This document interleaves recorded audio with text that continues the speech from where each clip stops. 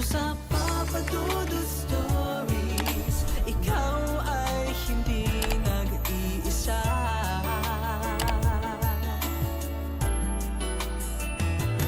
Dito sa Papa Dudut Stories, may nagmamahal sa'yo. Papa Dudut Stories. Papa Dudut Stories. Dear Papa Dudut, sa lahat po ng mga nakatutok ngayon, huwag pong kalimutan mag-like, mag-share at mag-subscribe. Maraming salamat po sa inyong lahat.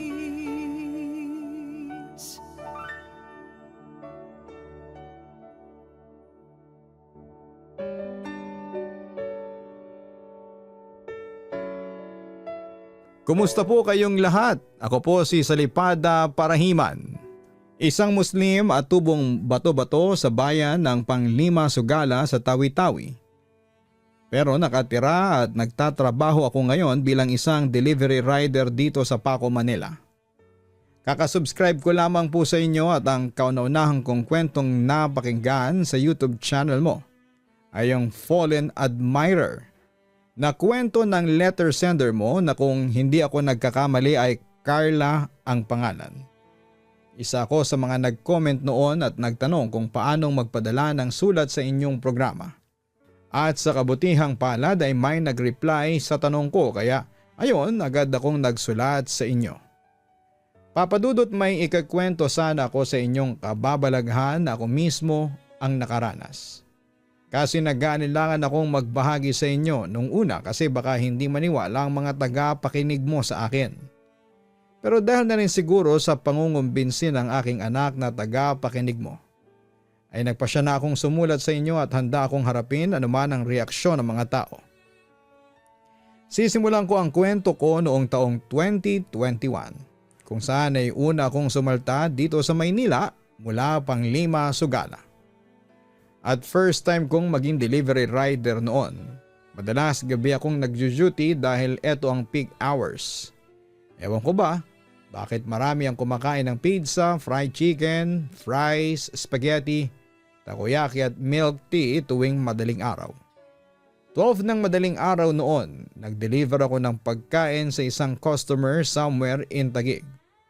Triple chocolate cake at macaroons ang food na i-deliver ko, Papa Dudut.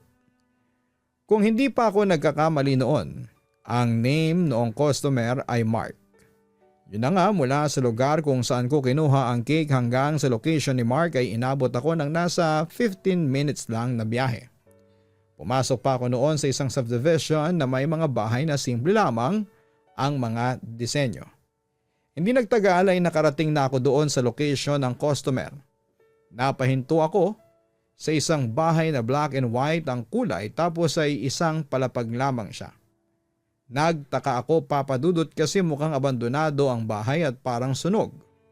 Lumingali nga pa ako sa mga katabing bahay. Nagbabaka sakaling makita ko yung customer. Pero wala. At doon mismo sa sunog na bahay nakapin ang location. Kinabahan ako noon, Papa Dudut, hindi dahil sa nakakatakot ang aura ng bahay kundi dahil sa takot akong ma-scam. If ever kasi, first time kong mai-scam at hindi ko alam kung saan ko kukunin noon ang inabono ko. Pero nagbaka sakali pa rin ako. Inayos ko muna yung order na pagkain bago sumigaw ng food delivery po. Ilang sandali nga lang daw lumabas na itong customer na si Mark sa bahay nila. Pinagmasdan ko yung lalaki. Nasa 30s lamang itong si Mark. Nakaputing polo at pantalon pero ang nakapagtataka. Nakayapak ito. Nag-alinlangan talaga ako noong una pero mukha namang mabait yung lalaki kaya hinayaan ko lang. Sir, kayo po ba si Sir Mark? Tanong ko sa lalaki. Tumango lamang ito sa akin nang hindi nagsasalita. Habang naghihintay ako ng payment mula sa customer, nagkaroon pa kami ng kaunting kwentuhan ng lalaki tapos ay saka na nga niya inabot ni Mark yung bayad niya sa pagkain. Kapit ko pa rin noon yung order at habang nagkwekwentuhan kami ni Mark ay may nahagip akong bigla ng tingin sa may bahay ni Mark. May nakita kasi akong bata na nakasilip sa bintana na nakangiti at nakatingin sa akin. Siyempre napangiti ako doon at inabot ko na yung cake at macaroons sa lalaki. Mukhang hinihintay na po kayo ng anak ninyo. Lalo na yung cake. Matapos kong sabihin yon ay bigla na lamang nanahimik si Mark sa pagsasalita. At napansin ko na lamang na parang nagbago ang ekspresyon ng kanyang mukha. Bakit po? Nag-aalalang tanong ko kay Mark. Matagal bago nag-respond sa akin si Mark. Matagal nang patay yung anak ko eh. Hindi siya nakaligtas sa sunog. Naiiyak yung boses ni Mark habang sinasabi niya yan. Hindi naman ako makapaniwala sa aking mga nalaman. Mabilis kong binalikan ang tingin ng bintana kung saan ko unang nakitang nakasilip yung bata ngunit naglaho na ito na parang bula. Mixed emotions ang naramdaman ko noon, Papa Dudut. Naguguluhan ako, nakinikilabutan at naaawa na ako kay Mark na bahagyan ng nakayuko at pinipigilang umiyak. Kagad akong humingi ng paumanhin kay Mark kahit na kinilabutan na ako ng mga sandaling yon. Okay lang. Matagal na rin naman ako nakamove on sa mga nangyari. Masaya ako na kahit papaano nakakasama pa namin siya kahit kaluluwa na lang niya.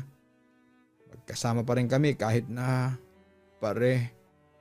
Hindi ko na natapos ang pakikinig sa sinasabi ng lalaki nang may tumawag sa akin na boses ng isang lalaki. Kuya! Sigaw ng lalaki sabay takbo papalapit sa akin. Yan na po ba yung order ko? Triple chocolate roll cake at macaroons? Naguluhan ako sa sinabi ng lalaki habang palapit sa akin. Ano pong name ninyo? Tanong ko. Mark. Ako si Mark. Wika ng lalaking kararating pa lamang. Siyempre nagulat ako noon, Papa Dudut, at halos hindi ako makakibot dahil sa narinig ko. Sorry if maling bahay ko in-address yung location ko. Gusto ko kasi sanang isurprise ngayon ng jowa ko eh. Ayaw ko namang may makita siyang huminto na rider sa tapat ng bahay namin. E di sira na ang plano ko. Dagdag pa ng lalaki. Mas lalong napakunot ako noon sa sobrang pagtataka. Lilingunin ko na sana that time si Mark para makita yung reaction niya nang bigla naman ulit nagsalita yung lalaki kung saan ay napansin na rin pala niya na naguguluhan ako. Dito ay nag-explain yung lalaki sa akin at pinakita yung proof sa phone niya kung saan ay siya yung nag-order ng triple chocolate cake at macaroons. And guess what? Mark yung nakalagay sa phone, which means doon talaga sa lalaking yon ang order na dala ko. Kanina paglabas ko ng bahay napansin ko kayo na may kausap mag-isa. Sino ba yung kausap nyo? Tanong pa noong lalaki sa akin. Ituturo ko pa sana si Mark na kausap ko lang kanina nang biglang naglaho na lamang ito na parang bula. Wala na yung lalaking kanina ang kausap ko at inaakala kong mag-receive ng order na deliver ko. Pasensya ka na kung dito ko pinin yung location. Wala nang nakatira dyan. Mag-amang namatay sa bahay na yan nung nagkasunog. Ayon daw sa naging report bigla na lang daw sumabog yung oven kung saan nagbibake itong tatay at hindi na siya naagapan agad kasi mabilis daw kumalat yung apoy hanggang sa lumaki na nga ito at natrap na sila sa loob. Kwento pa nung totoong Mark. Grabe ang pamumutla ko matapos kong marinig ang kwento. Tumaas ang balahibo ko dahil sa matinding kilabot na naramdaman ko. Parang lumulobo na nga yung ulo ko tapos ay nangangatog na ang tuhod ko that time, Papa Dudut. Umalis na kayo ngayon agad, kuya. Sorry kung naranasan nyo pa yan nang dahil sa akin. Sabi sa akin ni Mark bago tuluyang iwanan akong mag-isa sa tapat ng sunog na bahay. Samantala, Papa Dudut, ay hindi naman ako nagsayang ng oras. Pagkasakay ko ng aking motor mabilis ko na itong pinaandar habang sunod-sunod yung naging paglabas ng mabibigat kong paghinga, dala ng matinding takot sa mga nangyari. Sa kabilang banda ay kinuwento ko sa mga kapwa ko delivery riders ang naranasan ko at nagulat ako dahil maski sila ay nakaranas din ng kababalaghan doon sa lugar na yon sa tuwing may i-deliver sila.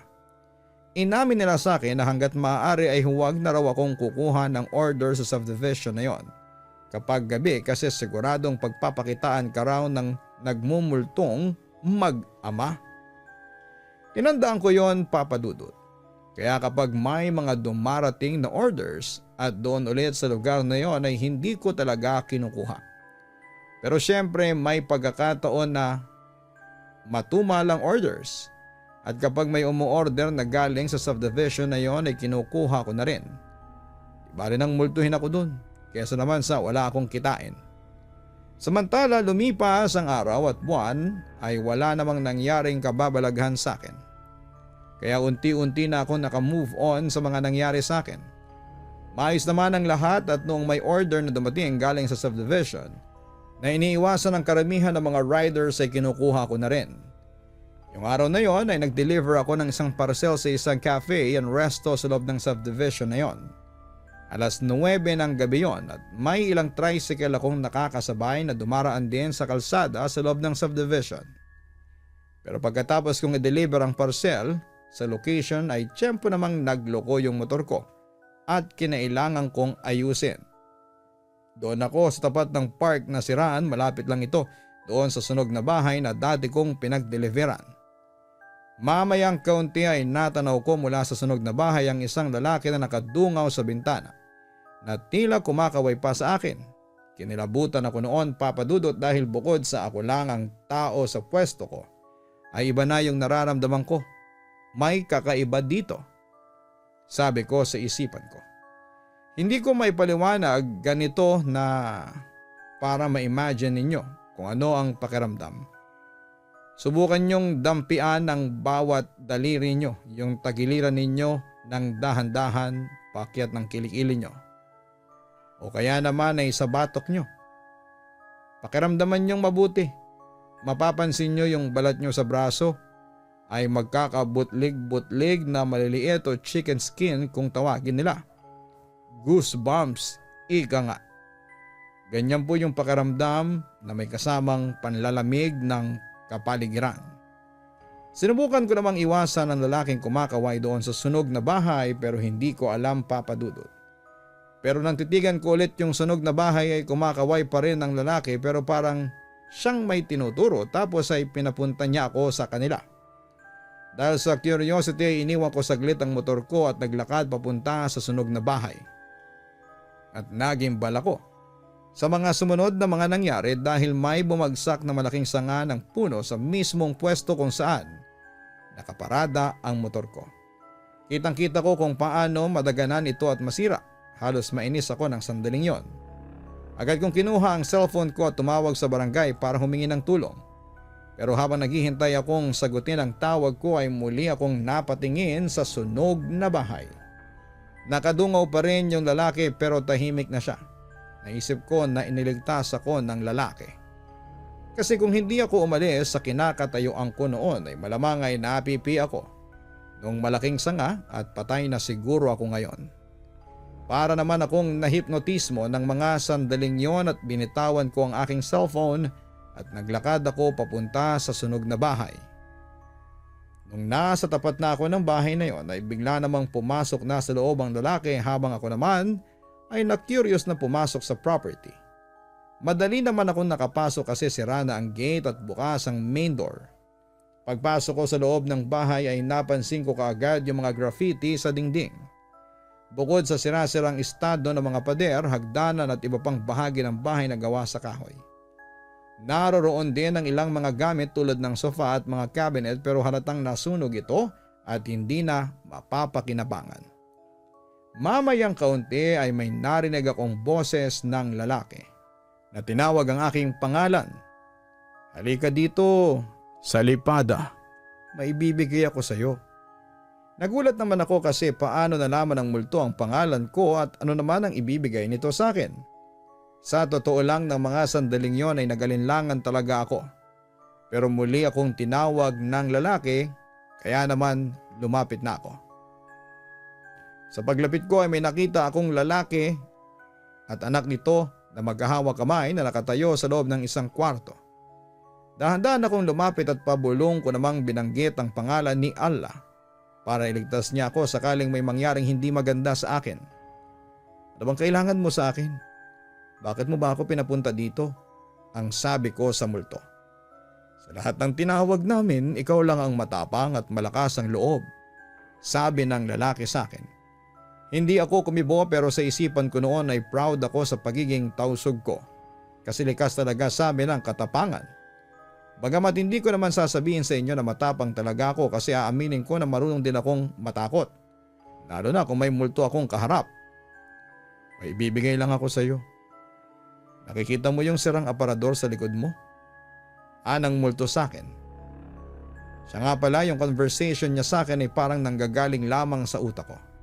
Ni hindi ko nga nakitang bumuka ang bibig niya pero nag-e-echo ang boses niya sa utak ko. Mabalik tayo sa kwento, ina nga papadudot nilingon ko yung aparador. Nilapitan ko yon at inobserbahan tapos ay binuksan ko ang loob. Wala naman itong laman maliban sa mga basura. Pero nang tanggalin ko ang mga basurang laman sa loob ay may napansin akong maliit na compartment. Buksan mo yan sa lapida. Nariyan sa loob ang ibibigay ko sa iyo. Aniya ng multo. Binuksan ko nga ito papadudot at nakita ko ang isang malaking safe box na gawa sa metal. Ang number combination ng lock ay 65254. Muling wika ng lalaki sa aking isipan. Sinunod ko naman at binuksan ang lock ng safe box. Pagbukas ko ay tumambad sa akin ang mga alahas, mga kwinta, singsing at mga pares ng hikaw at iba pang alahas na alam kong gawa sa ginto. Kunin mo na yan sa lapida. Binibigay ko na yan sa iyo para makabili ka ng bagong motor. Huling sinabi sa akin ng lalaki bago sila naglaho ng anak niya sa paningin ko. Agad ko namang kinuha ang safe box at dali-daling lumabas sa sunog na bahay. Binalikan ko ang aking motor at tiyempong may ilang tanod na ang naroroon kaya humingi ako ng tulong na tanggalin ang malaking sanga na dumagan sa motor ko. Nang matanggal naman ang sanga ay himala namang gumana pa ang motor ko pero halatang sira na ito. Kaya umuwi na ako kaagad sa aking bahay at doon muli ay binuksan ko ang maliit na safe box. Kinabukasan ay pumunta ako sa sanglaan para alamin ang value ng mga ito. At ito ang nakakagulat. Lahat ng alahas na nakuha ko ay nagkakahalaga ng 800,000 pesos. Hindi ako makapaniwala na napunta sa akin ang mga yon at lalong hindi ako makapaniwala na ibinigay sa akin yon ng lalaking dating nakatira sa sunog na bahay. Sa kabilang banda nang maibenta ko ang lahat ng alahas, ginamit ko naman sa mabuti ang perang pinagbentahan nito. Bumili ako ng motor at nagpatuloy sa pagiging delivery rider habang ang natitira ay ginawa kong puhunan para sa negosyong itatayo ng mga magulang ko. Sa kabilang banda, pagkatapos noon papadudot ay kapag napapadaan ako sa sunog na bahay, ay nagtitirik ako ng kandila at isinasama ko sila sa mga panalangin ko kay Allah na sana'y makita na ng magamang liwanag at katahimikan. Tungkol naman sa kung bakit ako ang napili nilang pagbigyan ng natatago nilang kayamanan. Ewan ko. Pero labis ang pasasalamat ko sa kanya at kay Allah dahil sa tulong niya kaya umayos ang buhay ko at ng pamilya ko. Sa ngayon, papadudot ay napadaan ako sa naturang subdivision na yon pero wala na ngayon yung sunog na bahay. Pinaguho na ito ng bagong may-ari at tinayuan ang 3 palapag na gusali. At ang gusaling yon ay inuupahan ng isang recruitment agency na nagpapadala ng mga OFW sa Jeddah, Medina, Riyadh at sa Dubai. Papadudot, isa ito sa mga karanasan kong hindi ko makakalimutan. Bagamat hindi naman sila nagbigay ng takot sa akin pero binago ng magamang iyon ang buhay ko. O mga multo sila pero hindi sila masasama tulad ng iniisip po natin. At alam mo ba, madalas kong ikwento ito sa mga kaibigang mga nakikilala ko, kasamahan at maging sa kamag-anak. At may pagkakataon din na naitampok ang kwento ko noon sa isang show. Oo, may mga hindi naniniwala sa akin pero karamihan naman sa kanila ay naniniwala sa kwento ko at nirerespeto nila yon. Papadudot, ito lamang ang maibabahagi ko sa ngayon at sana po ay mabasa mo ito at mapiling itampok sa Papadudot YouTube channel and Spotify. Muli maraming salamat at magandang araw po sa inyong lahat. Lubos na gumagalang sa Lipada. Maraming salamat sa Lipada sa pagbabahagi mo ng iyong kakaibang kwento sa aming programa. Masasabing ikaw ay maswerte dahil sa isang multo ay nagbago ang buhay mo. Siguro kaya ikaw ang pinili niyang maging tagapagmana ng mga naiwan niyang ari-arian ay nakita niya sa iyo na isa kang mabuting tao at baka Diyos na rin ang may gusto noon para magbago ang iyong buhay. Basta ipagpatuloy mo lamang ang pagiging mabait at kailanman ay huwag kang aabuso sa iyong kapwa para tuloy-tuloy lamang ang biyayang ibinibigay sa iyo ng may kapal.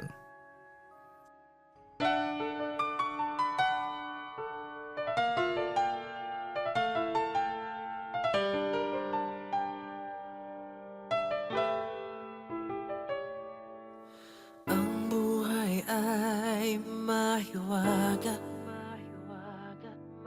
laging may lungkot at saya. Sa Papa Dudut Stories, laging may karamay ka.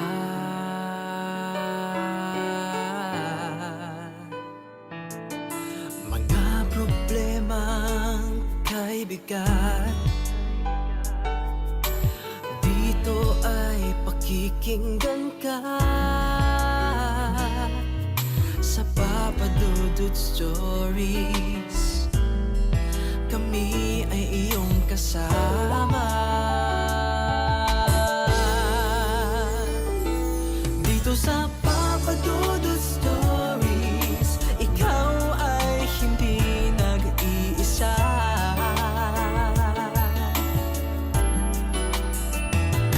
Dito sa Papa Dudut Stories, may nagmamahal sa'yo.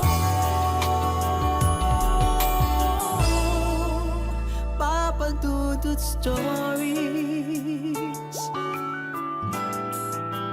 Papa Dudut Stories, Papa Dudut Stories.